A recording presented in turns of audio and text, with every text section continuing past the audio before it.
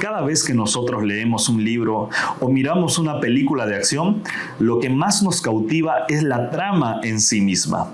Cuando la paz se ve amenazada por la llegada de un villano, esto a su vez hace que surja un héroe, el cual libra una gran batalla para que la paz vuelva a reinar. En la Biblia encontramos una historia muy parecida a esta, pero con personajes reales. ¿Quieres conocer más de esta historia? Quédate, porque aquí iniciamos la cura del pecado.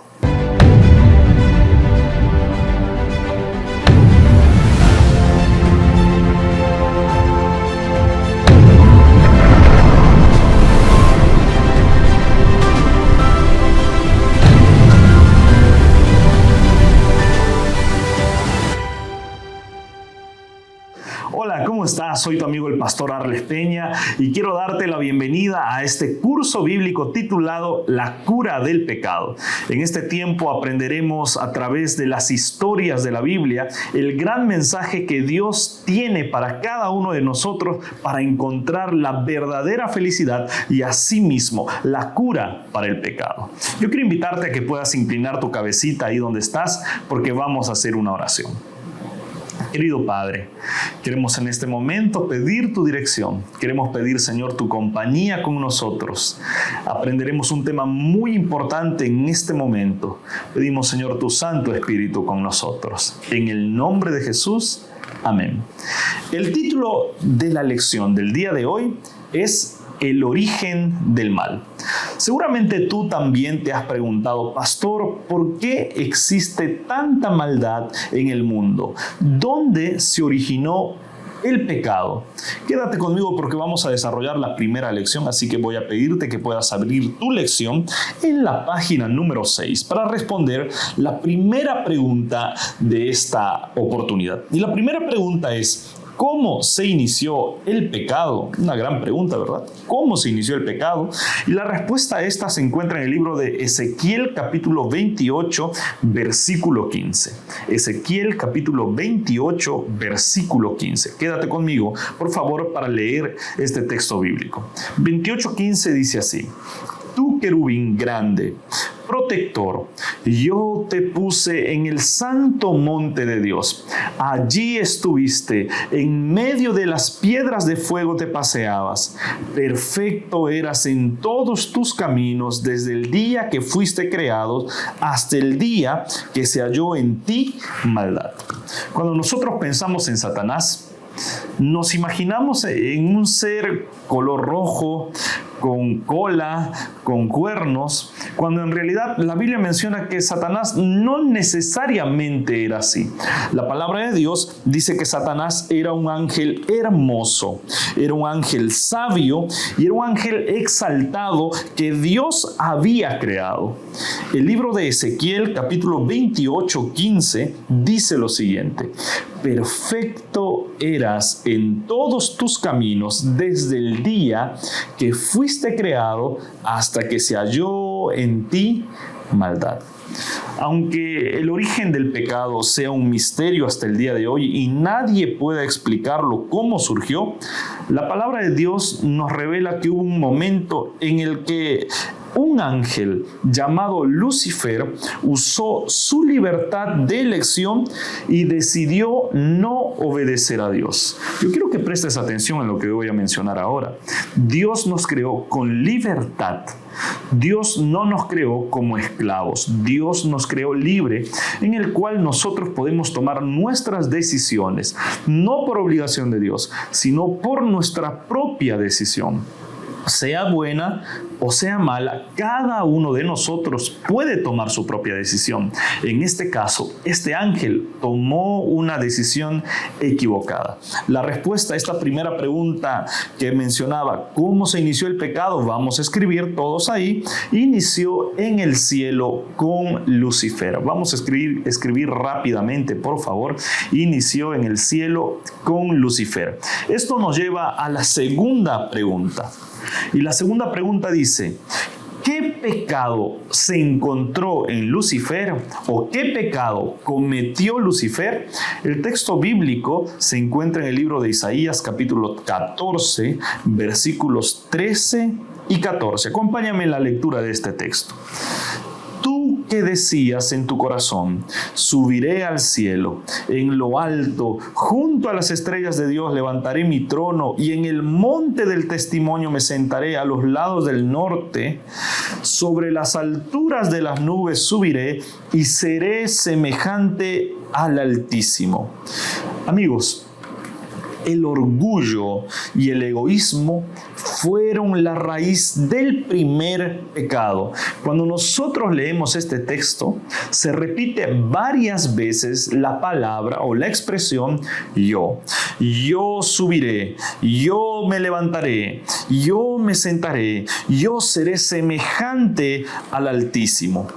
El egoísmo y el orgullo se convierten en la raíz de muchos problemas en nuestras vidas en la actualidad. Y esto fue lo que le pasó a Lucifer.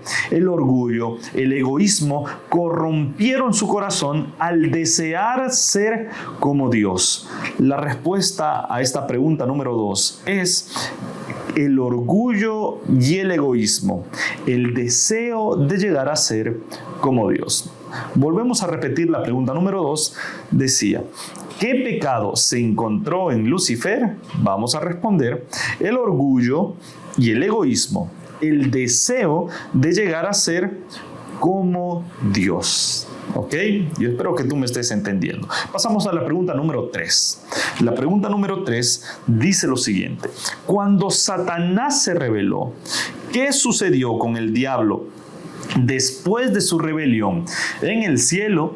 ¿Qué sucedió con el diablo después de su rebelión en el cielo? Apocalipsis 12, 3 y 4 dice lo siguiente. Por favor, préstame mucha atención. Aquí en la pantalla va a salir el versículo, así que léelo conmigo, por favor. También apareció otra señal en el cielo. He aquí un gran dragón escarlata que tenía 7 cabezas, 10 cuernos y en sus cabezas 7 diademas. El versículo 4 dice, y su cola arrastraba la tercera parte de las estrellas del cielo y las arrojó sobre la tierra. Y el dragón se paró frente a la mujer que estaba para dar a luz a fin de devorar a su hijo tan pronto como naciese. En estos textos bíblicos, Satanás es descrito como un dragón que es expulsado del cielo después de haber cometido este gran pecado de la rebelión. Y una de las preguntas que surgen en nuestra mente es ¿por qué Dios no destruyó a Satanás en el momento que él se rebeló? Puedes tú pensar lo mismo, ¿verdad? ¿Por qué Satanás no fue aniquilado por Dios en el momento que él se rebeló? ¿Por qué Dios no acabó con Lucifer? La respuesta es la siguiente. Dios no acabó con Lucifer porque Satanás había contaminado la mente de los demás seres angelicales, seres celestiales, mencionando que Dios era un Dios injusto, Dios era un Dios dictador, autoritario, que no escuchaba, que prohibía la libertad. Si Dios hubiese acabado con Lucifer en el momento de su rebelión, todo lo que Lucifer sustentaba acerca de Dios hubiese sido real y los seres angelicales no hubiesen podido obedecer a Dios por amor, sino por temor, porque ellos hubiesen pensado, si yo no obedezco a Dios, Dios me aniquilará. Entonces, Dios no quiere que nosotros le obedezcamos por temor, sino porque lo amamos, porque tenemos la facultad de poder elegir amarlo a Él, no por obligación, sino por elección. ¿Qué sucedió con el diablo? Después de su rebelión en el cielo, decía la pregunta número 3, vamos a escribir ahí, fue expulsado del cielo. Fue expulsado del cielo. Escribamos rápido, por favor. Fue expulsado del cielo. Esto nos lleva a la cuarta pregunta, ¿ok? Y la cuarta pregunta tiene que ver mucho con lo que pasó después. Satanás fue expulsado del cielo, Satanás llegó a la tierra. Y la pregunta es, ¿quién expulsó a Satanás? Pastor, ¿qué pasó? La Biblia hablaba que hubo una gran batalla en el cielo. El dragón luchó con sus ángeles. Y la palabra de Dios también menciona lo siguiente, ¿no? Menciona que el dragón se paró frente a la mujer para tratar de devorar a sus hijos, pero no encontró porque fue expulsado del cielo. Y la pregunta número 4 dice, ¿quién expulsó a Satanás? El versículo se encuentra en Apocalipsis capítulo 12, versículos 7 al 8. Quédate conmigo, por favor. Dice así: después hubo una gran batalla en el cielo. Miguel y sus ángeles luchaban contra el dragón. Luchaban el dragón y sus ángeles, pero no prevalecieron, ni se halló ya lugar para ellos en el cielo. El nombre Miguel proviene del hebreo Micael. Anota, por favor, Micael. Y Micael significa ¿quién es como Dios? Este nombre aparece repetidas veces en la Biblia. En el libro de Daniel, este nombre aparece como el jefe de los príncipes de los ángeles. En Daniel 12:1 aparece como el gran príncipe. En Judas capítulo 9 aparece como el gran arcángel. Y en Apocalipsis 12, que acabamos de leer, aparece como el gran comandante celestial. Este título de Miguel es únicamente aplicado a Cristo. Por lo tanto, Satanás no fue expulsado del cielo por un ángel, sino fue expulsado por el poder de Cristo. Así que vamos a escribir ahí: ¿quién expulsó del cielo a Satanás? Vamos a escribir: lo expulsó Cristo. Vamos a escribir todo, por favor. Fue expulsado por Cristo. ¿Ok?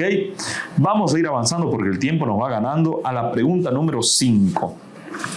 Pregunta número 5. Recuerda que Satanás fue expulsado del cielo.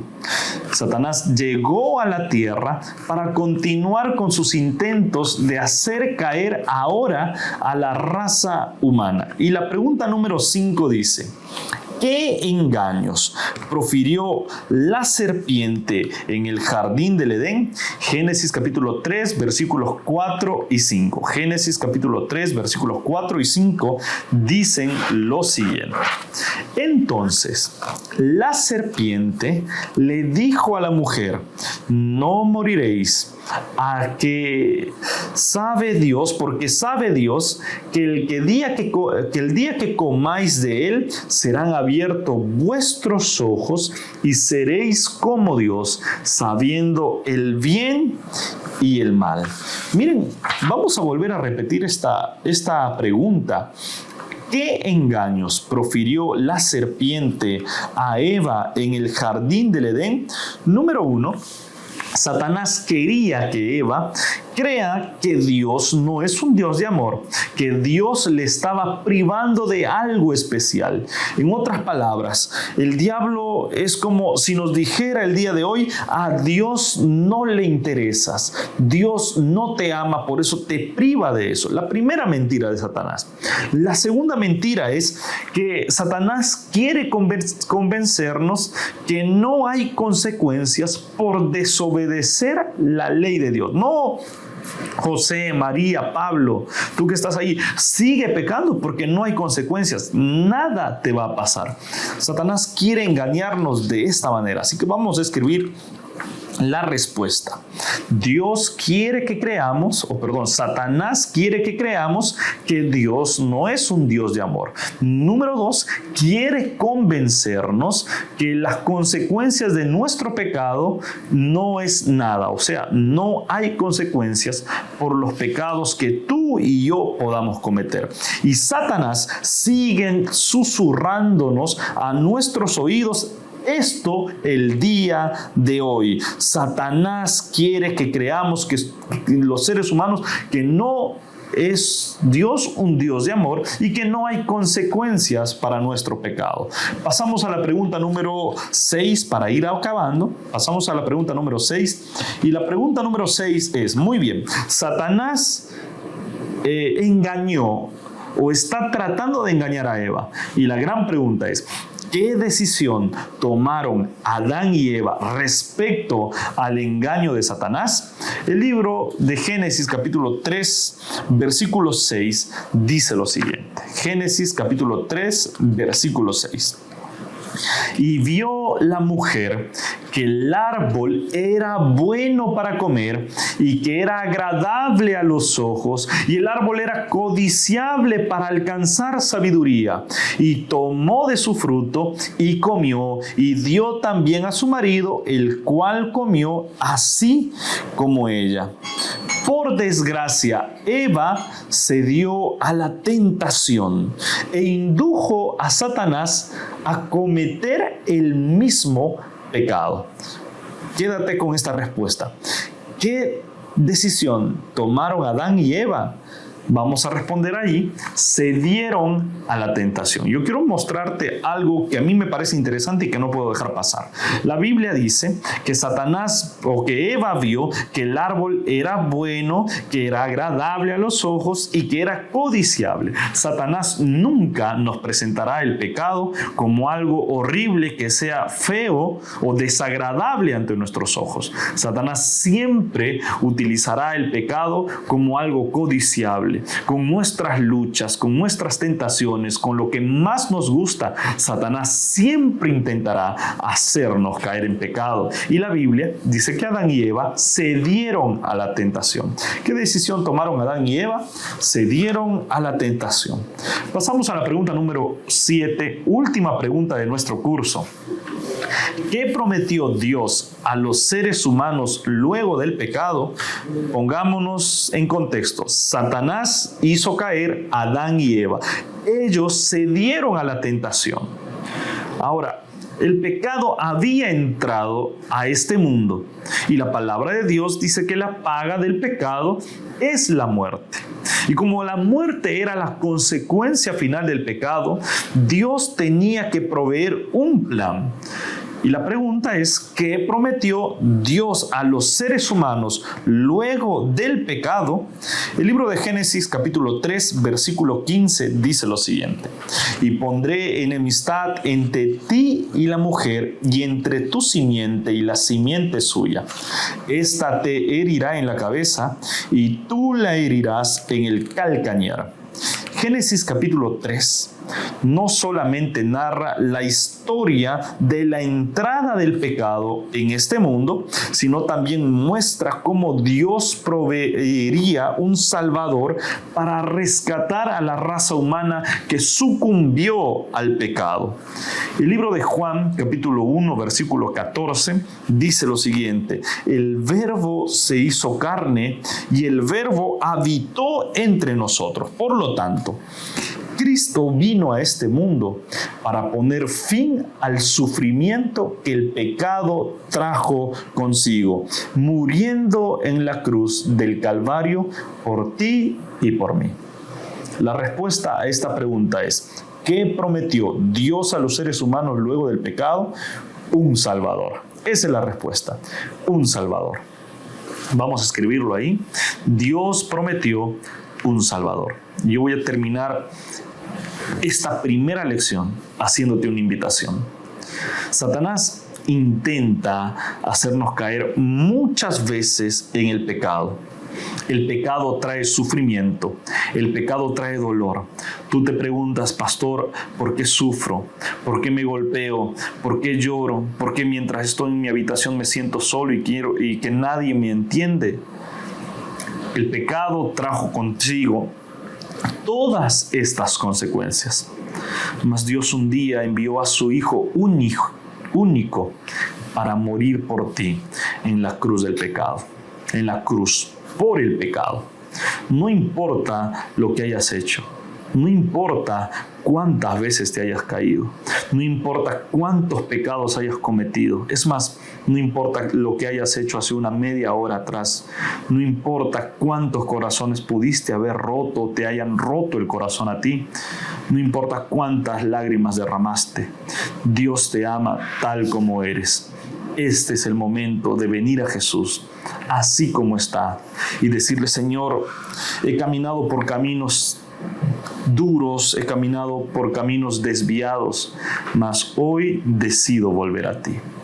Si el pecado entró a este mundo, el pecado se originó en este mundo y por el pecado la muerte, Dios nos da vida y libertad a través de su Hijo único.